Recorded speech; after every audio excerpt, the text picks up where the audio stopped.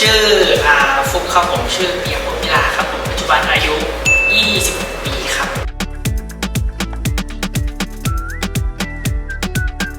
เซ็กที่ประทับใจที่สุดมัน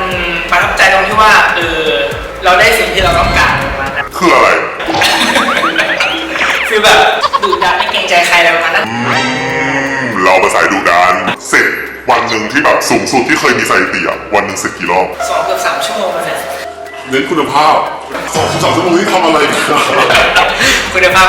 มีท่าไม้ตายไหมแบบท่าเด็ดอะที่เราคิดว่าคนจะต้องชอบเราจากท่านี้แน่ๆเลยอย่างเงี้ยมีกี่ท่าอย่างนี้ดีกว่าแค่เทียนมั้งเทียนเป็นแค่เทียนเลยแค่นั้นเลยเขาสาดเราหรือเขาให้เราสาดเขาสาดเราแต่เรารู้สึกว่ามันร้อนอะมันเหมือนกับมันมีอะไรมายุ่งอะไรอย่างเงี้ยมันทำให้เราแบบไม่ค่อยมีอารมณ์เท่าไหร่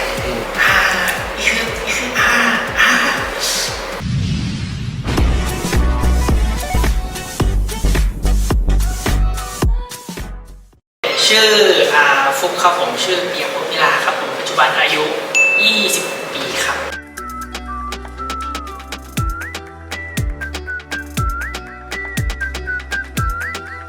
ของเราสัดส่วนเท่าไหร่น้ำหนักส่วนสูงสัดส่วนเท่าไหร่อก36ครับผม28ส่วนสูง170น้ำหนักตอนนี้ประมาณ58คุณยังไงอ่ะขอดูได้ไหมครับ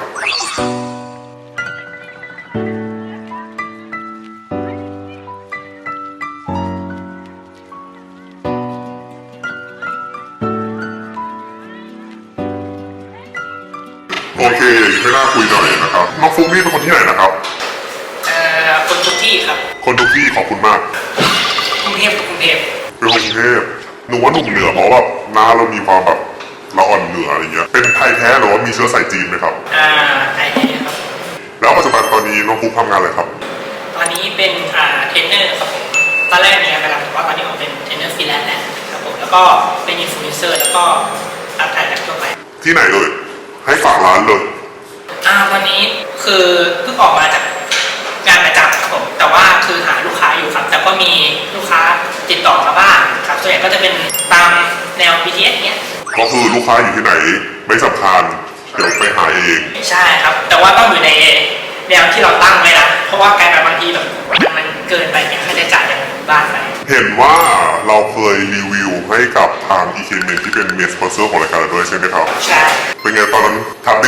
จริงๆได้ใช้จริงไหมโปรดักต์เขาดีไหมใช้จริงครับผมก็ปกติผมไม่ค่อยใช้เราเพิ่มอยู่แล้วได้ลองใช้นะครับเข้ากับผิวหน้าดีแล้วถ้าย้อนกลับไปคือเราเข้าวงการสายเซ็กซี่ตอนนี้ได้ยังไงครับในช่วงแรกที่แบบเริ่มมีงานเซ็กซี่เข้ามาอะไรอย่างเงี้ยใครเป็นคนตัดสายสะดือตัวเราเองเพราะว่าด้วยความที่เราอย่างเรื่องเขาถ่ายแบบโน้นแล้วก็เห็นเขาหุ่นดีอะไรเงี้ยแล้วก็โอเคอย่างนี้เราออกกำลังกายด้วยบ้างเพราะว่าเมื่อก่อนเราเป็นคนที่ผอมมากอะไรเงี้ยน้ำหนัก49แบบผอมแห้งเหมือนกุ้งแห้งอะไรเงี้ยแต่พอได้ดูการ์ตูนปุ๊บอะไรเงี้ยแล้วคุณหมอซักทำไมเอกกล้ามมันใหญ่จังเท่วะอะไรอย่างงี้เราก็เลยไปลองเล่นดูแต่ทีนี้ที่บ้านบ่นว่าทำไมผอมจังเลยก็เลยไปออกกำลังกายสิ่งแรกที่ได้เลยรู้ไหมคืออะไรแขนจับเวทได้ปุ๊บเล่นแขนเลยจากนั้นก็คือติดออกกำลังกายไปเรื่อยเลยครับแล้วสักพักก็เขาติดต่อท้าทามมาอะไรอย่างเงี้ยว่าแบบถ่ายแบบเป็นอย่างนี้ไหมอะไรเงี้ยก็เราก็คิดดูก่อนว่ามันโอเคไหมเพราะว่าเป็นการตัดสินใจของเราเองด้วยอย่างเงี้ยใช่ครับไม่ทำให้คนอื่นเดือดร้อนเนาะแล้วก็โอเคตกลงก็ไปถ่ายมีงานเซ็กซี่ไหนที่เรารู้สึกว่าเราแบบเซ็กซี่สุดในชีวิตบ้างเป็นไงเล่าให้ฟังหน่อยคือเมื่อก่อนเราเป็นคนที่อยากเป็นอะไรแบบนั้นแต่เราไม่ได้ถ่ายแบบตัวกางเกงในตัวนี้แบบนี้เนาะมันจะเป็นแบบฟีลแบบว่าแค่ถอดเสื้อเฉยๆแล้วก็ใส่กางเกงปิดช่วงล่างอย่างนี้มันจะดูเรียบร้อยกว่าและทีเนี้ยเขาบอกว่าลองถอดดูมันจะเป็นก็แหละเหมือนเราเล่นมาแล้วว่ามิติใหม่ก็ลองมาชนนิดนึงแต่เขาว่าเรายังมีจุดเด่นของเราอยู่จุดเด่นที่ไหนนั่นแหละเขาบอกว่าให้ลองดูเปลี่ยนแนวดูมากเขาลองให้เปลี่ยนแนวดูเราก็เลยลองดูครับมันก็แบบเรียกทำให้เราแบบเริ่มก็เลยมีการเป็นแบบมีตัวตนมากยิ่งขึ้นในวงการอะไรประมาณนั้นมีของดีก็เลยยิ่งพาให้เร็วขึ้นถูกต้องแล้วนอกจากมีผลงานเซ็กซี่แบบนี้อยากจะรู้ว่ามีแพลตฟอร์มแบบว่าแบบวันที่แฟนยังมีไหมไม่มีนะเมื่อก่อนเคยมีแต่ว่าไม่มีแล้วตอนนี้ใช่ครับปิดไปแล้วติดเลยโอเคได้งั้นก็เสียใจด้วยนะครับสำหรับคนที่อยากไปดูก็ปิดไปแล้ว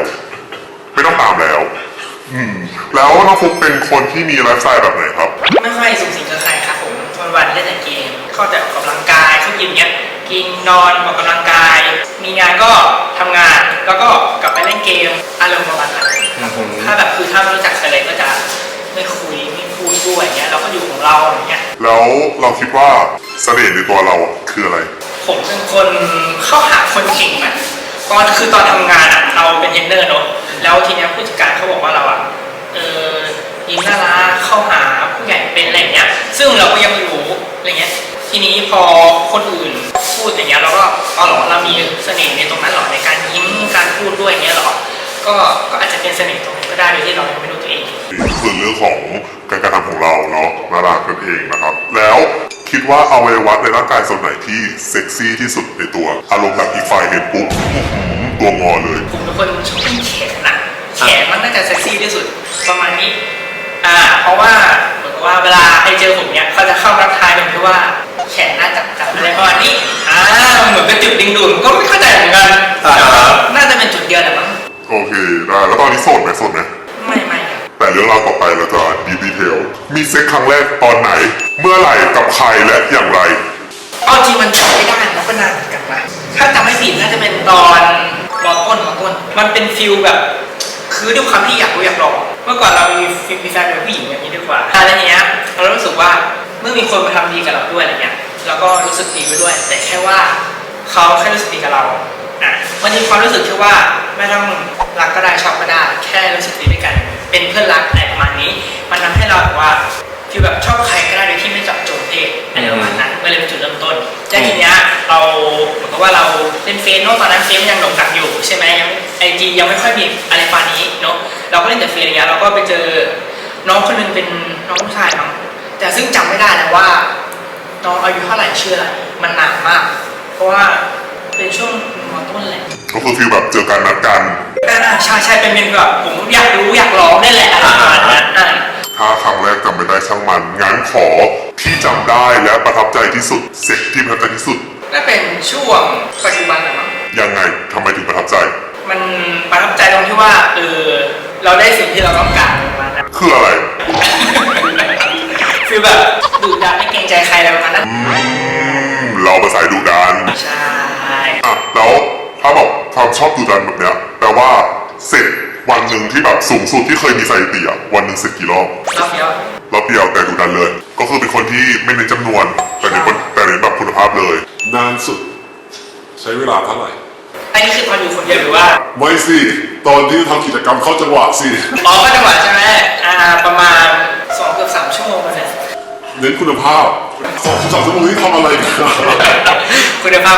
มีท่าไม้ตายไหมแบบท่าเด็ดอะที่เราคิดว่าคนจะต้องชอบเราจากท่านี้แน่ๆเลยอย่างเงี้ยมีกี่ท่าอย่างนี้ดีกว่า ก็หลายอยู่นะ หลายอยู่นะ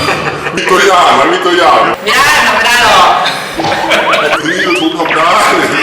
แล้วเคยมีแบบประสบการณ์เซ็กแปลกๆไหมเสียวแปลกๆอย่างเงี้ย เวลาที่แบบว่าเอาอยู่ๆชวนมาโซ่แทรกกุญแจมือหรืออย่างเงี้ยเคยมีไหม แค่เทียนมั้ง เทียน เป็นแค่เทียนเลยแค่นั้นเลย เขาสาดเราหรือเขาให้เราสาดเขา เขาสาดเรา แต่เรารู้สึกว่ามันร้อนอ่ะมันเหมือนกับมันมีอะไรมายุ่งอะไรอย่างเงี้ยมันทำให้เราแบบไม่ค่อยมีอารมณ์เท่าไหร่ แปลว่าเราไม่ใช่แนวนี้สถานที่ล่ะสถานที่แปลก มีแค่ห้องนอน ๆห้องนอนอย่างเดียวระเบียงไหม ระเบียง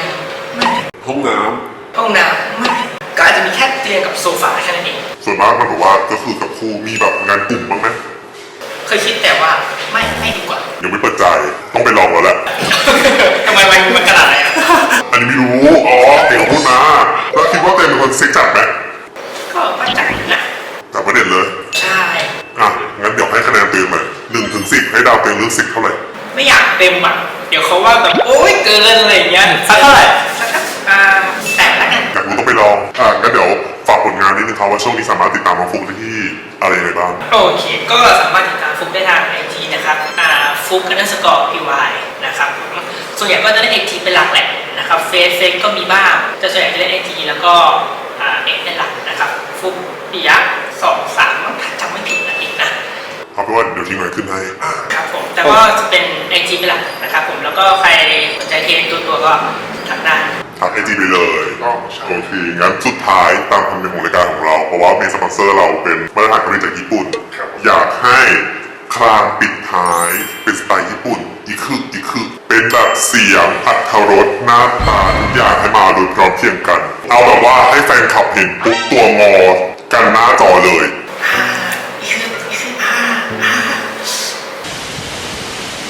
ได้ไหม โอเคครับขอบคุณครับ